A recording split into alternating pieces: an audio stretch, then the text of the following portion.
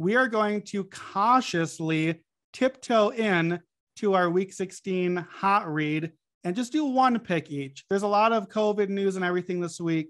So let's hit our hot read and give you one pick before the Christmas holiday. Who you got, Raheem? I'm laying the 2.5 points with the Cincinnati Bengals. I think I told you guys a couple of weeks ago that the Baltimore Ravens could possibly miss the postseason, and I'm still on that path. Look, Bengals, they can stop the run. They haven't allowed teams to rush for 100 yards in like the last 5 games, and I think they can do it again this week. And that's big against the Ravens, who they kind of need to run the ball. But the big part of this handicap is the Ravens defense.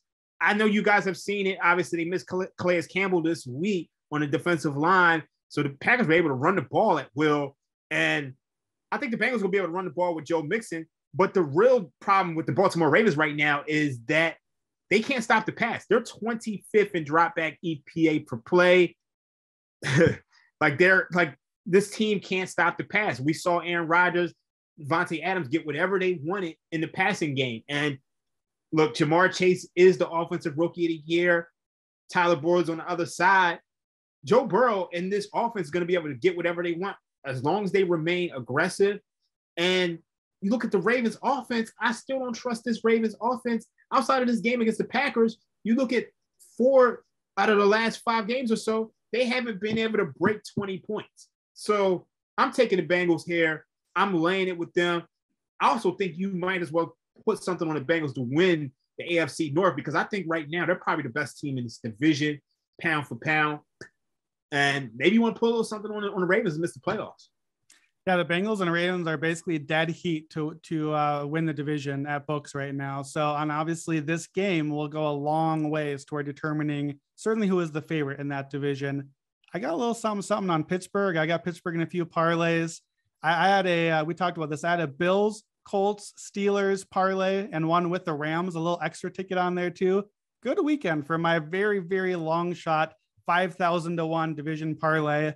This is a good start so far. So the Bengals, I needed the Bengals to lose to the Broncos, so that the Bengals are looking a little better than I was hoping they would be. Another Bengals win here. I agree with you. It's a good spot for them. The other thing you didn't mention, we know if Lamar Jackson will play. So it's entirely possible he misses again. And if you do, then you got to grab this line now, because it's going to probably get closer to a touchdown by kickoff if Lamar is out again, even as good as Tyler Huntley has looked. So I like that one. I'm going to go an ugly on my pick. I'm going to take the Atlanta Falcons -4.5 at home against the Detroit Lions. So this is just a number play, because the Falcons were a touchdown favorite this morning. And then what happened? The Lions won a game. So we moved the line 2.5 points. And now we're getting value on Atlanta here. It's not like this team has broke through and is suddenly a good team now. We've seen this with the Lions. Week 1, they hung with the Niners. They come back out the next week, get blown off the field by the Packers. The next week, they almost beat Baltimore. The next game after, lose by double digits to the Bears. They almost beat the Vikings. The next week, they lose by 21 to the Bengals. They lead the Rams in the 4th quarter. They lose the next week by 38 to the Eagles. They beat the Vikings, their first win of the season. They lose by 28 the next game. So this is the yo-yo effect happening.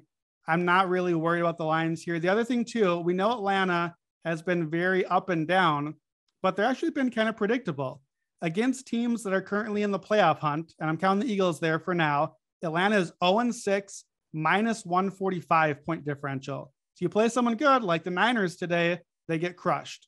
Against everyone else, Atlanta is 6-2 with a +15 point differential. Guess what? The Lions are extremely everyone else still. So I'm going to take Atlanta. I think we're getting a gift of a few points here. This line's going to move back up. People are going to put their money on Atlanta. It's going to, move toward a touchdown again. So I'm going to grab that one before the line jumps back. I'm not going to lie to you. I think this spread's a little bit too high. I actually have it like 3.5. So at like 4.5, I just can't do it. I really can't get there. Obviously, I think maybe this line might be a little bit higher based on the result that we saw today. Obviously, the Falcons were like 1 of 5 in the red zone against this 49ers team. And it probably should have been a closer game, which they covered.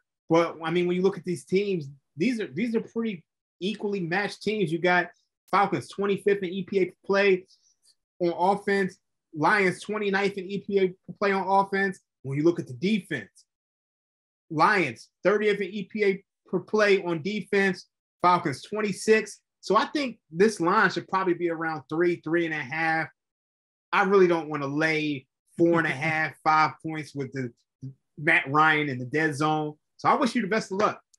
All right. Well, you took a dump on my hot read. However, the numbers, you're right. The numbers are not kind to the Falcons, but it's a very polarized team. If we're able to separate out Falcons versus definitely good teams and Falcons against anyone else, then those numbers really switch out a lot. And of course, that'd be true of anyone. But with Atlanta, it's been extremely true this year. So I like the Falcons here. I've been kind of playing the hot and cold team with some success lately. And I think it's a good spot to fade Detroit off of their win. Detroit, I think, will be in a little bit of panic mode too. Like, we got to make sure that we lose a game now and keep our high draft pick. So there's a little bit of incentive there too. The Falcons are still in the playoff mix. They shouldn't be, but they are. So, well, I guess we'll go head to head on this truly irrelevant, terrible Falcons-Lions game and see what happens there.